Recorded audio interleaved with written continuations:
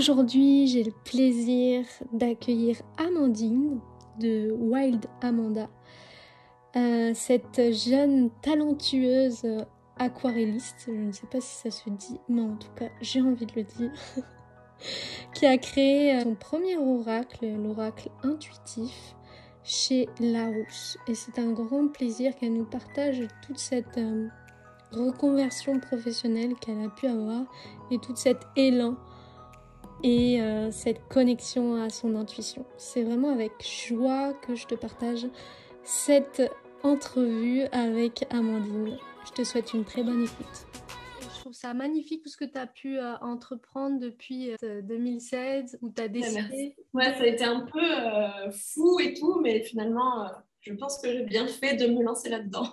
Mais j'aimerais bien qu'on revienne là-dessus, sur le fait que tu aies décidé de t'écouter, d'entreprendre, de te lancer dans ton aventure avec Wild Amanda. Comment est-ce que tu as vécu cette expérience-là et qu'est-ce qui a fait que tu t'es lancée en fait? Du coup, moi, là, en fait, j'ai commencé avec un CAP coiffure parce que en troisième, c'était soit je redoublais, soit je faisais un apprentissage. Donc, du coup, je choisissais un peu au hasard. Au final, c'était un peu quand même artistique parce qu'il y a ce côté de créer, voilà, les couleurs, les coiffures et tout. Mais bon, donc ça m'a pas vraiment plu. Et du coup, j'ai cherché à la fin de mes études, j'ai cherché un boulot en attendant, voilà, de trouver.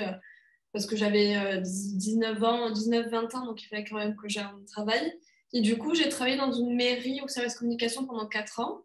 Et en fait, au bout d'un moment, ben, pareil, je me suis rendu compte que l'ambiance et tout, c'était pas mon truc. Donc, et en fait, j'étais en CDD, donc c'était que des contrats à chaque fois qu'on renouvelait.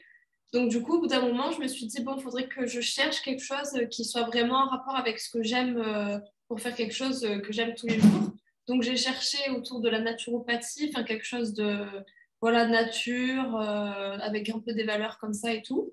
Et finalement, un jour, je suis tombée sur l'aquarelle. Donc, j'ai testé, j'ai pris genre un cadre, j'étais dans mon lit et j'ai commencé à faire des cercles et à voilà, tester l'aquarelle et j'en étais folle de ça. Et en fait, du coup, bah, j'étais toujours à la mairie et mon contrat se terminait. Mon patron voulait renouveler ce contrat et moi, je me suis dit non, mais là, en fait, c'est plus possible parce que si je renouvelle mon contrat, ben, je vais rester, enfin, ça va continuer comme ça tout le temps. Là, j'avais 22-23 ans, je crois, et du coup, je me suis dit, voilà, je pense que ben, dans mon cerveau, c'était en mode, j'ai pas trop le choix, soit c'est maintenant, soit j'aurais plus trop l'opportunité. Donc voilà, c'est un peu ça qui m'a fait le déclic de me lancer. Et après, j'étais retournée habiter chez mes parents, donc j'avais un peu la sécurité, voilà, qui m'a aidée aussi. Ce que j'aime dans ton parcours, c'est que tu découvres l'aquarelle, que tu dis que tu n'as jamais dessiné, jamais peint et que tu te lances là-dedans. J'adore, quoi. Ben ouais, ben après, quand j'étais petite, en fait, j'avais toujours ce côté un peu manuel. J'aimais beaucoup faire des choses moi-même. Et en fait, avant de découvrir l'aquarelle, ma passion, c'était la décoration. Et je faisais beaucoup de do-it-yourself. Donc, je créais des trucs, des macramés ou je sais pas quoi, alors que j'en avais jamais fait. Donc, c'est vrai que j'ai toujours eu ce côté créatif à me lancer dans des expériences manuelles alors que j'avais jamais fait. Donc, je pense que c'est ça aussi qui m'a... Voilà, j'ai continué à faire ça, mais avec l'aquarelle, du coup. Et après, on t'a contacté pour faire les premiers oracles d'Isa, du coup, les illustrations. Oui, c'est ça. Bah, du coup, en fait, avant de faire l'aquarelle, j'avais à peu près 1000 abonnés sur Instagram parce que c'était un moyen pour moi, pareil, de partager tout ce qui était créatif, etc.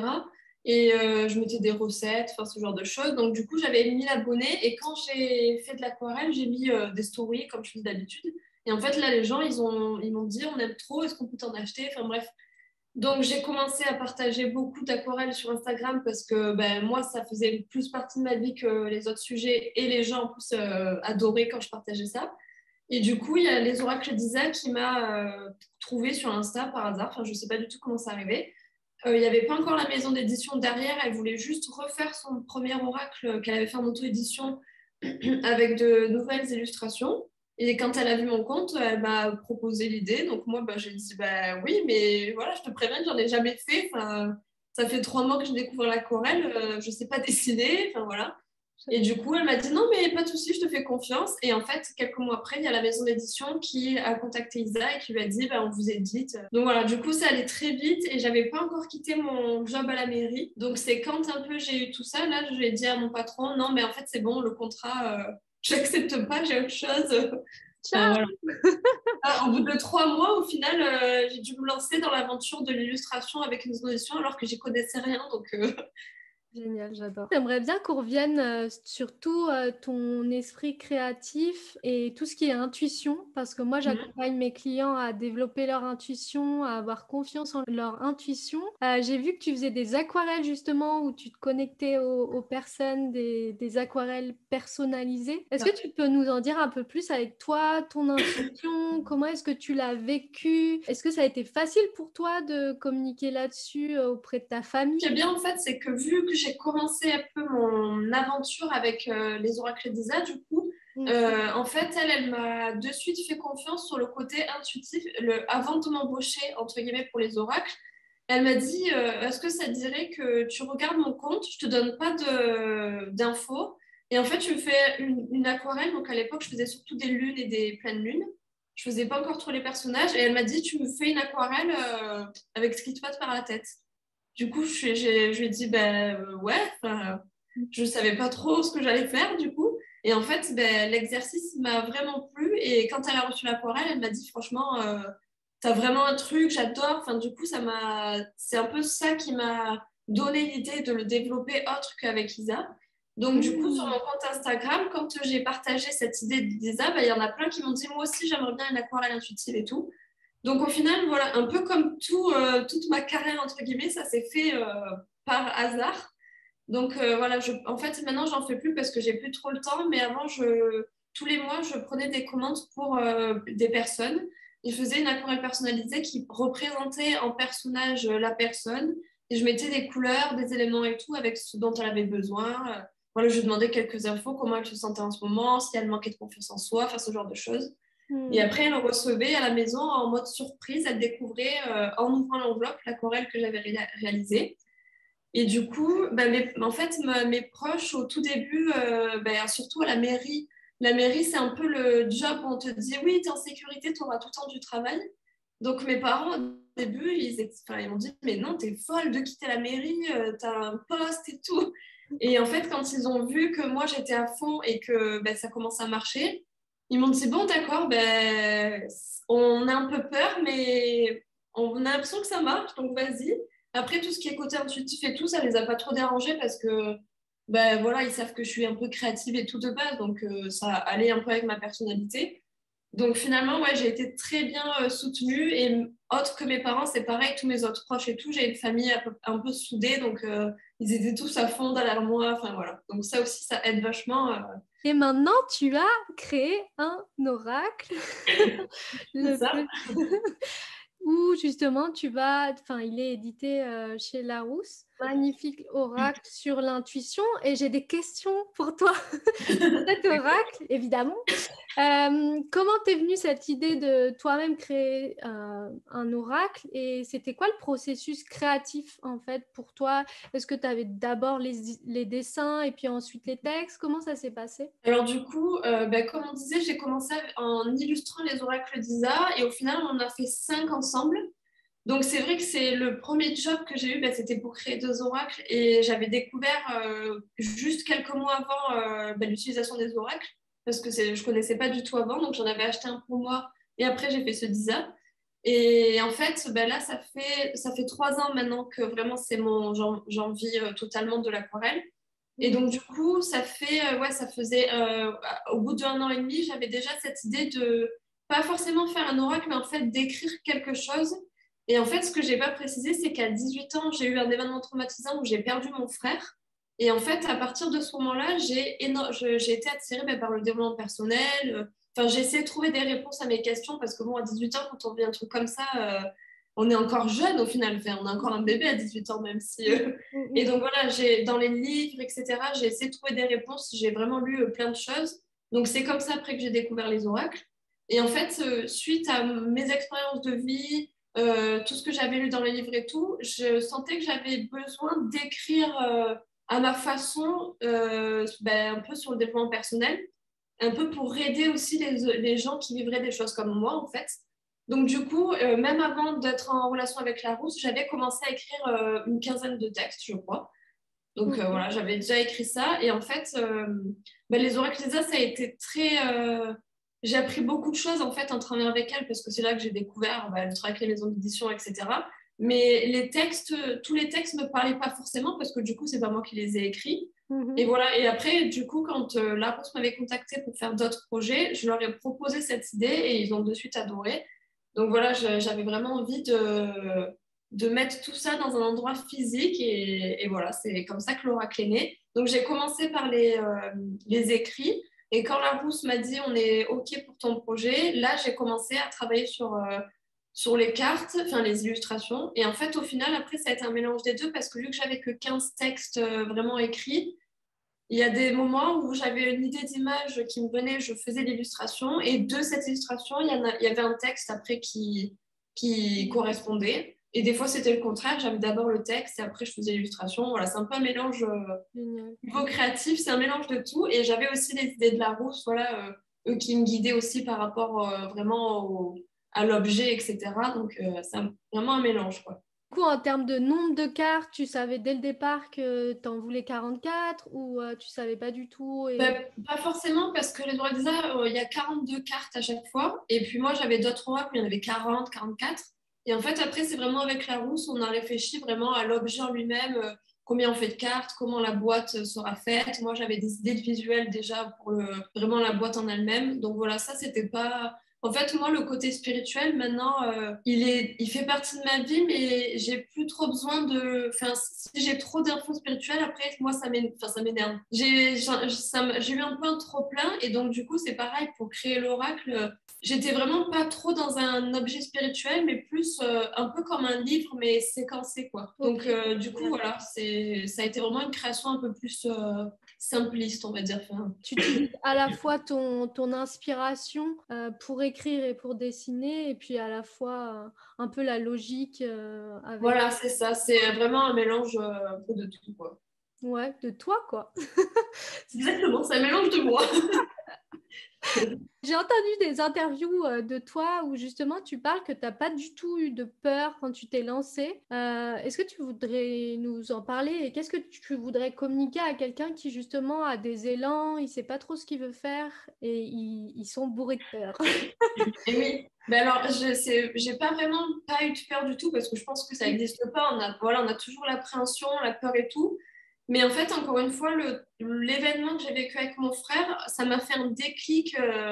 À ce moment-là, je me suis dit, en fait, maintenant dans la vie, j'ai plus envie de. Genre, après, je suis bélier aussi. Alors, je sais pas si ça aide, mais j'ai toujours été comme ça, même quand j'étais plus gamine et tout, à foncer quand j'ai une idée. Ma mère, elle me disait toujours, qu'est-ce que tu nous fais encore t'as une idée, t'es têtu comme une mule et il faut que tu la fasses, quoi. Donc, au final, ça a été un peu le même principe comme je fais tout le temps. Et donc, du coup, j'avais déjà, comme je disais, tout autour, c'était déjà, j'étais soutenue, Mm, j'habitais chez mes parents, j'avais pas de loyer à payer, j'avais pas d'enfants. Donc, tout ça m'a aidé, en plus de mon caractère ou de ma personnalité, a fait que je me suis dit, pourtant, j'avais pas trop confiance en moi à cette époque-là, mais là, je sais pas pourquoi, j'ai eu un moment de, cette fois, c'est bon, en fait, tu peux, parce que là, je sais pas, je sentais qu'il y avait un truc. Et en fait, c'est comme ça que j'ai aussi créé ma confiance en moi, parce qu'avant, vraiment, c'était pas du tout ça. J'ai pas eu beaucoup de peur, même si j'en ai eu. Et la situation a fait que je me suis lancée. Et puis, je me suis dit, au pire, c'est pas grave, je retrouve un boulot, je me débrouille, voilà quoi. Enfin, mm. Du coup, tu as eu des peurs comme un peu tout le monde. oui, oui, c'est ça les peurs que tout le monde peut avoir niveau financier. Est-ce que ça a marché? Est-ce que je suis légitime surtout? Parce que bon, Ouais. quand on n'a jamais fait d'aquarelle, enfin. Mais bon, après, vu qu'il y a Isa qui m'a fait confiance, la maison d'édition, là, tu te dis, bon, j'ai plus trop le choix. Voilà, maintenant j'y suis et il faut que j'y aille, quoi. Enfin, Oui, et quand tu dis que tu n'avais pas forcément confiance au départ, au final, c'est en faisant et en pratiquant ah que oui. tu l'as, quoi. Ben, c'est ça. Et puis, comme je disais tout à l'heure, vu que j'ai toujours été manuelle et que je me lançais dans un projet sans finalement être sûre, ben voilà, j'ai toujours eu l'habitude de me lancer sans être vraiment sûre et d'apprendre sur le tas. tout ce qui est sur informatique et tout, Photoshop et tout, j'ai jamais fait de formation. Et en fait, je faisais sur le tas, voilà, depuis toujours, je marche comme ça. Donc, Mm. du coup, ça serait un conseil que je pourrais donner, par exemple, ben, en fait, il faut tester. Au pire, bah, ça ne marche pas, à part si c'est vraiment une grande décision qui change la vie. Mais voilà, si c'est des petits trucs comme tester une peinture, un sport ou quoi que ce soit, on teste. Au pire, c'est pas grave si ça marche pas. Et des fois, ça donne des belles choses au final. J'adore parce que au final, tu vas dans le truc où tu fais par l'action et t'es pas là toujours Ouais, en train de te dire, ah oui, mais il faut que je me forme. Bien sûr, c'est important de se former, oui. mais t'as pas créé ta légitimité en disant, il faut que je me forme sur l'aquarelle et des techniques de... Enfin, ça, Oui, j'adore. c'est ça, parce qu'au final, même mon poste à la mairie, quand j'ai eu mon entretien avec bah, le maire, au final, il m'a dit à la base, t'es coiffeuse, là tu postules pour parce que je gérais tout le service communication, j'étais à l'office de tourisme, donc je gérais les événements. Après, j'étais à la mairie où j'étais à l'administratif, à l'accueil et tout. Il m'a dit, en fait, qu'est-ce que tu fais là, quoi? Enfin, et je lui ai dit, bah non, mais enfin, du coup, c'est pareil. Au final, j'avais aucune formation et avec mon entretien et tout, je lui ai dit, bah moi, j'adore toucher à tout, ça, j'adore et tout. Donc, voilà, et bah, ça a marché. Donc, voilà, la formation, c'est hyper bien, mais des fois, il ne faut pas non plus s'enfermer dans ça et se dire, bah, j'ai aucune formation, je ne peux pas le faire, alors que des fois, c'est possible au final. Ouais, j'adore cette philosophie de tout est possible. Ça aide pas mal d'avoir ça, même si des fois, il y a des choses où tu vas dans un mur, des fois, finalement, ça aide. Ouais, mais ça aide d'aller des fois au culot et de se dire, bah voilà, c'est ce que j'aime, donc je vais tenter et on verra si ça Ouais, fonctionne. je pense que c'est une notion très importante aussi, le fait d'aimer, parce qu'au final, c'est plus simple quand on sent qu'on aime quelque chose et qu'on est un peu fait pour, ou que quand on le fait, on se sent bien. Hmm, Ben, pourquoi s'en priver? Pourquoi ne pas tester de le développer, quoi? Donc, je pense que ça, ouais, c'est très important aussi. trop bien, j'adore. C'est quoi la suite pour Amandine? Et oui, du coup, mon vrai prénom, c'est Amandine, tu vois, tu Oui. fais bien de le dire. En fait, cette année, j'ai pris la décision d'arrêter les aquarelles intuitives parce qu'en fait, ben, je créais tout le temps pour les autres. Alors, c'est toujours le cas. Mais là, j'essaie de mettre plus l'accent sur ben, créer des choses qui me viennent vraiment à l'inspiration, qui me viennent comme ça et de voir ce que j'en fais après, plutôt que d'avoir que des commandes et de créer pour les autres. Et après, j'ai plus l'envie de faire pour moi parce que j'y passe déjà beaucoup de temps. Donc ça, c'est un peu ce que j'aimerais encore plus mettre en place. Et sinon, après, ben là, j'ai un peu des rendez-vous avec les deux maisons d'édition avec qui je travaille, qui sont Larousse et Hachette, pour voir un peu les futurs projets. Mhm. Donc, pour moi, il n'y a encore rien qui est vraiment sûr, quoi. Mais voilà, il y a plusieurs idées. Et voilà, mais après, toujours développer ma boutique, ce genre de choses. Un peu la suite, on verra après les collaborations, les idées. Génial, je te remercie.